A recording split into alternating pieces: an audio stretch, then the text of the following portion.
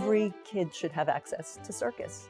Circus is beneficial to kids social and emotionally, cognitively, physically, developmentally. And this book is a hugely exciting way to make it accessible, to break down barriers to participation. There are several families of circus skills. There's no skill in this book that has a prop that you have to go out and buy. You can make the props and get on your way and to learn the ABCs, your achievable basic competency.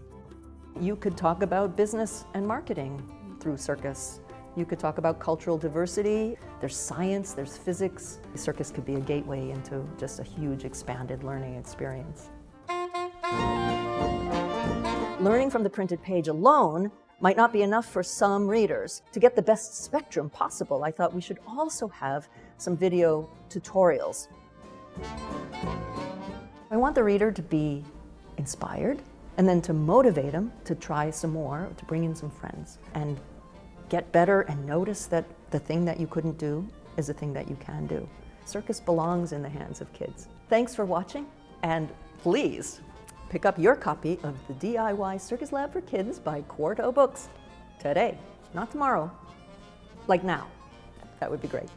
Thanks.